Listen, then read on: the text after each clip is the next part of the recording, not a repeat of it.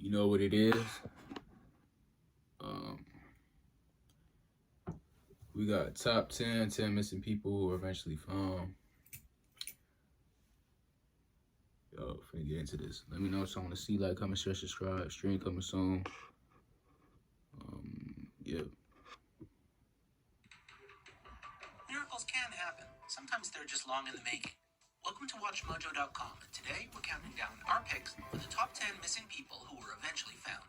Elizabeth's rescue was a huge story. Many who'd followed the case had long since assumed she was dead. Before we begin, we publish new content every day, so be sure to subscribe to our channel and ring the bell to get notified about our latest videos. For this list, we're looking at people who disappeared for a lengthy period of time and then turned up again.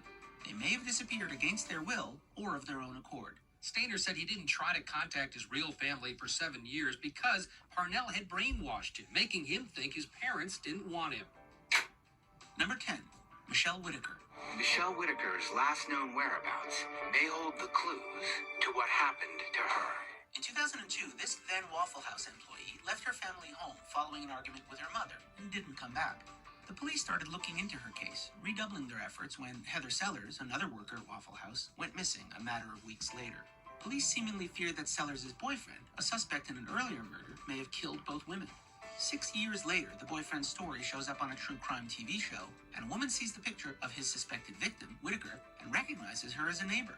Whitaker had simply had enough of her old life and started anew somewhere else, but ultimately reunited with her family. It was like a ghost had come to life or something. I was like, oh my God, you're actually here. Oh my God.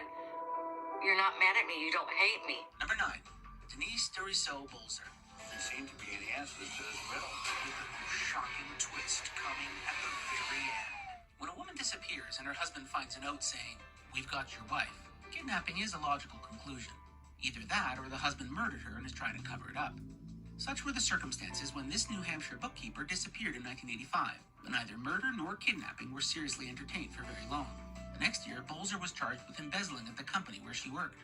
It turns out, having been threatened by her boss, she left town, eventually settling in Florida, where she started over.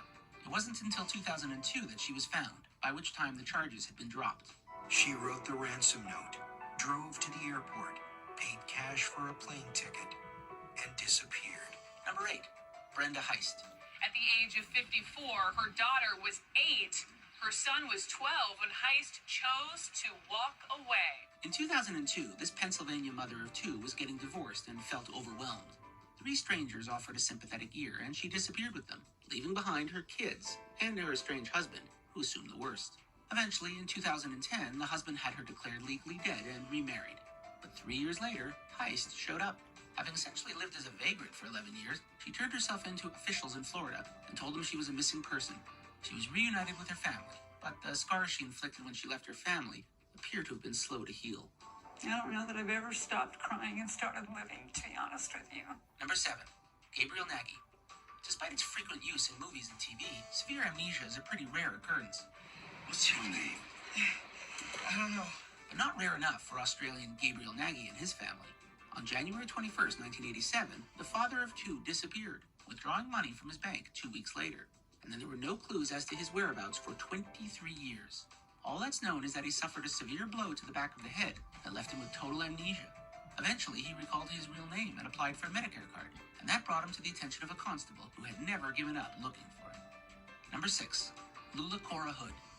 Lula Cora Hood was a single mother of 4 in Illinois who, reportedly suffering from a mental illness, had her sister adopt her kids but remain active in their lives.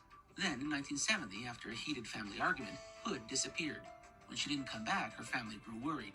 Unfortunately, there were no clues as to what could have happened to her, until 1996, when a skeleton was found in a neighborhood brickyard. It was assumed that these remains were Lula's. Then, in 2011, 84-year-old Lula was located in Jacksonville, Florida. The skeleton in the brickyard? That remains a mystery. Number 5, Nguyen Thi Van. In 1992, Nguyen Thi Van was a 16-year-old Vietnamese girl who, like many her age, just wanted to have some fun. When she stayed out past her curfew one night, however, she found herself locked out of her house. She went to a late-night karaoke bar where she encountered a woman who acted friendly. The next thing she remembers is waking up in China. She had been kidnapped and sold as a wife to a Chinese farmer who beat and chained her. During her time in captivity, she met a truck driver who helped her escape back to her family after for 21 years. Number 4, Stephen Stainer. 21 years years. ago, the nation was shocked and overjoyed to hear that 2 missing children had been found alive. The sad story of Stephen Stainer is well known, largely due to a 1989 TV miniseries adaptation. When he was 7 years old, he was abducted by Kenneth Parnell, a pedophile who abused him over the next 7 years. Parnell also convinced Stainer that he had been given legal custody of the boy, claiming his family didn't have enough money to keep him. When Stainer was 14, Parnell kidnapped a new child named Timothy. Afraid for Timothy, Stainer ran away with him and was finally reunited with his family, although readjusting to normal life was reportedly very difficult. In 1989, after starting a family of his own, Stainer tragically died in a motorcycle accident. Number 3, Elizabeth Smart. Violently ripped from her own home and her own bed in the middle of the night. Elizabeth Smart's terrifying story was also the basis for a TV adaptation. At the age of 14, the Salt Lake City youth was forcibly abducted from her bedroom by a man named Brian David Mitchell. She was held captive and abused over 9 months by Mitchell and his wife, Wanda Eileen Barzee.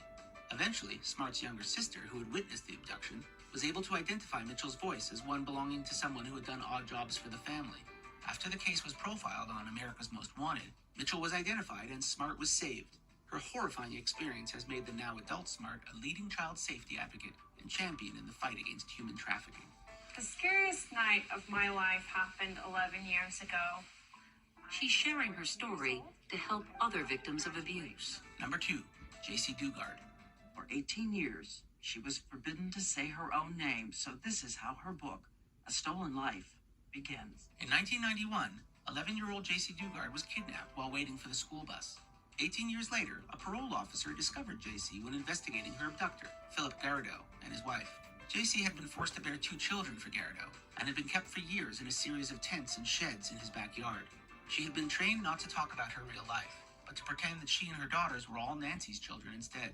Dugard now concentrates on making up for lost time and raising her daughters. Do you worry at some point they'll want to see him? I want them to make their own choices in life, and if that's something that they need to do, then... Really? You'd be okay with that? I wouldn't be okay with it, but I wouldn't not let them do it. Number 1, Michelle Knight, Amanda Berry, and Gina De Jesus. A lowlife by the name of Ariel Castro kidnapped 3 young women between 2002 and 2004. 21-year-old Michelle Knight, 16-year-old Amanda Berry, and 14-year-old Gina De Jesus. They were horribly beaten, starved, and raped, with Berry eventually bearing a child. Locked away in Castro's house in Cleveland, they dreamed of release. One day in 2013, when Castro was away, Berry was able to make contact with neighbors who kicked a hole in the door so she could escape. So we kick the bottom, and she comes out with a little girl, and she says, call 911. My name was Amanda Berry. She phoned the police, who then rescued Knight and De Jesus. Which was crazy. Castro I seen was this sentenced to live life on plus news. 1,000 I said, years. what? Took his own life just 1 month into his sentence. I spent 11 years in hell. Now your hell is just beginning. Do you agree with our picks? Check out these other great clips from Watch Mojo and subscribe for new videos every day. Which he the father of the little girl, because they just said he, you know what, but that's crazy. I seen that on live TV. I was young. I was real young. It wasn't that, well, I can't say it was that long ago. It was 2013, 14. Yeah, I was young. That was crazy seeing that on live. They said Cleveland, like, that's not even too, you know what I'm saying? I'm like, man. I want to see more videos, man. Like, comment, share, subscribe. This one was crazy. Bro, okay.